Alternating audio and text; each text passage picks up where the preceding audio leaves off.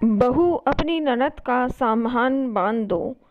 निकुंज सदन। शुक्ला जी का घर। शुक्ला जी तो नहीं रहे, लेकिन उनके द्वारा बनाए इस हवेली की सुंदरता अभी भी ऐसी कि आते जाते लोगों की आंखें उधर उठ ही जाती हैं, जैसे किसी किसी चिर यौवना ने अपने रूप को चिरकाल में बड़े जतन से संभाल कर रखा हो। शुक्ला जी कुछ सालों पहले ईश्वर को प्यारे हो गए, लेकिन उनकी पत्नी सरला जी अभी भी इस घर की बागडोर अपने हाथों में लिए हुए थीं।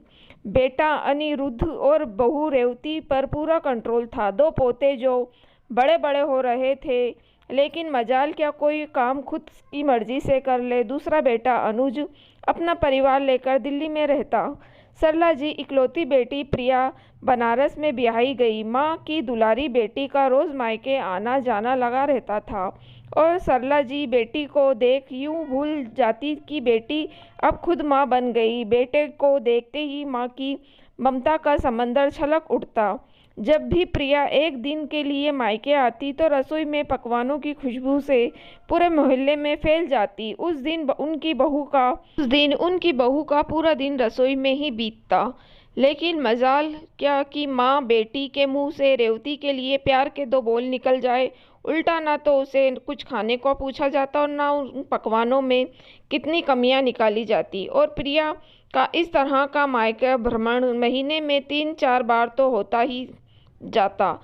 रेवती के दो बेटे को ये पसंद नहीं आता था, लेकिन उनकी दादी उनकी माँ के साथ नौकरों सा व्यवहार करे। कितनी बार खुद अनिरुद्ध जी ने माँ से बात करने की कोशिश की, लेकिन रेवती ने उनके कदम रोक लिए। सरला जी जब कभी भी बेटी का उदास चेहरा देख लेती तो सारा दोष रेवती के सर मढ़ देती और जोर जोर से चिल्लाने लगती। रेवती, मैं जानती हूँ तू नहीं चाहती कि मेरी बेटी यहाँ आए। कान खोलकर सुन ले, अगर मेरी बेटी को जरा भी दुख हुआ तो मैं इस घर में किसी को रहने नहीं दूंगी।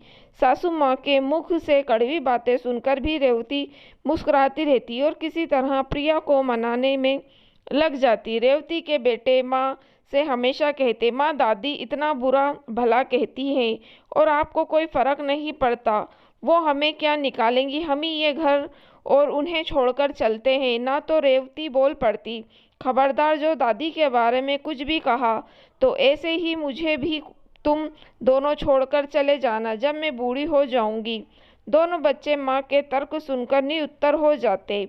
एक सुबह रेवती जी उठी तो देखा कि माँ अपने नियत जगह पर बैठी नहीं है। रोज सुबह बड़े से आंगन में एक खंबे के पास मोड़ा लेकर बैठे बहू को 4 बात सुनाने वाली तैयार रहती थी, लेकिन आज नहीं। रेवती भागकर उनके कमरे में गई तो देखा वो बेहोश पड़ी हैं। डॉक्टर को बुलाया गया तो पता चला कि पक्षाघात हुआ है। एक तरफ का हिस्सा काम नहीं कर रहा था, लेकिन ईश्वर की दया थी कि आवाज नहीं ली थी। भगवान ने आवाज वैसे ही जैसी कुछ हुआ ना हो। बस क्या था, सरला जी अब बिस्तर पर थी। बेटी प्रिया रोते बिलखते हुए पहुंची। अनुज भी अपना परिवार लेकर आया। रोग से ग्रस्त सरला जी अपने छोटे बड़े बहू और बेटी को गड़गत हो गई। रोग की भयावहता और अपनी कमजोरी को जैसे भूल गई हो। बातों बातों में अभी भी कुछ ताने रेवती को सुना ही देती। 2 दिन बाद अनुज माँ से बोल पड़ा, माँ अब जाऊंगा, इजाजत दे दो। ठीक है जा, लेकिन बहू को मेरे पास छोड़ दे। आदेश देते हुए यूं बोली जैसे बस कह दे, और बेटे ने सिर झुकाकर मान लिया। कहा, माँ रोशनी कैसे रुकेगी, बच्चों की पढ़ाई भी तो है, हम फिर आएंगे, कहकर बेटे ने माँ से विदा ली। इस बात पर से सरला जी को एक झटका लगा, लेकिन फिर अपने मन को ये सोचकर मान लिया कि चलो बेटी मेरे पास है। अगले दिन प्रिया पास ही बैठी थी। सरला जी बोल पड़ी, प्रिया लगता है मेरा डायपर गीला हो चला गया है, मुझे कुछ गीला गीला सा महसूस हो रहा है, जरा बदल दे।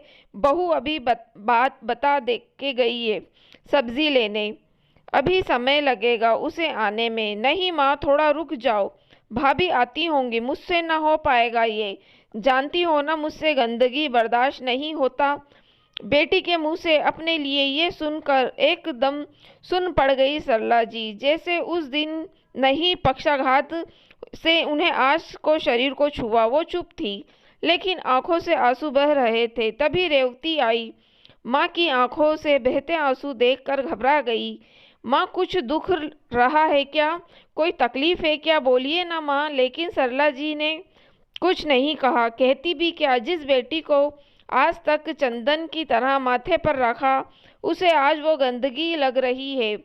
दूसरे दिन प्रिया सज संवर कर एक मैगजीन लेकर आकर माँ के पास बैठ गई। तभी प्रिया का फोन बजा। प्रिया ने फोन उठाया। हेलो, हाँ मम्मी जी, प्रणाम। नहीं, मैं अभी नहीं आ सकती। आप तो जानती हैं ना, माँ बिस्तर पर है, कितना कुछ करना होता है मुझे। भाभी अकेले कैसे सब कुछ संभालेगी? जी, जल्दी ही लौटने की कोशिश करूंगी, कहकर फोन काट दिया। सरला जी देख रही थी कि बेटी कितना झूठ बोल रही है। उनकी सेवा तो दूर, एक गिलास पानी भी नहीं ले रही है खुद से। गुस्से से कांपते होठों को काबू में करते हुए चिल्लाती हुई बोली, रेवती बहू, बहू सुन रही है? कहाँ है तू? जल्दी आ यहाँ। रेवती रसोई में थी, शायद आवाज देर तक पहुंची। घबराई सी कमरे में आई तो प्रिया बरस पड़ी। क्या भाभी, माँ कब से बुला रही है, सुनती क्यों नहीं? हाँ माँ, क्या बात है, बोलिए। उनके चेहरे की तरफ झुकती हुई बोली तो सरला जी ने कहा, बहू जा अपनी ननद का सामान पैक कर दे। उसकी सासू माँ का फोन आया था, वो आज अपने घर जाएगी। उसे भी तो अपना घर संभालना है। और यहाँ सुन, अनिरुद्ध से कह के मिठाई भी भिजवा देना, साथ में ये अभी जाएगी, जरा सा सामान बांध दे।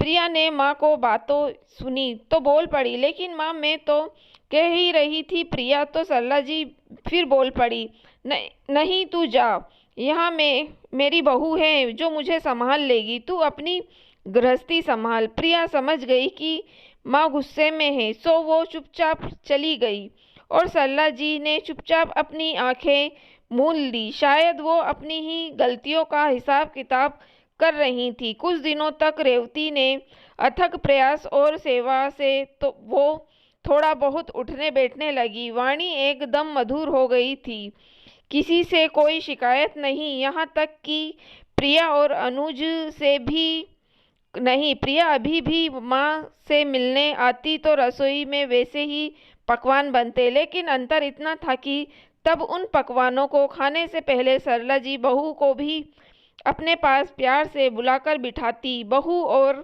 सास के बीच मौन संवाद हो गया था। सरला जी ने अपनी आंखों से ही बहू से माफ़ी मांग ली थी और रेवती भी अपनी चिर परिचित मुस्कान से उन्हें बता दिया था कि आप माँ हो, जैसी भी हो, अच्छी हो, हमें कुछ कहने का अधिकार है आपको।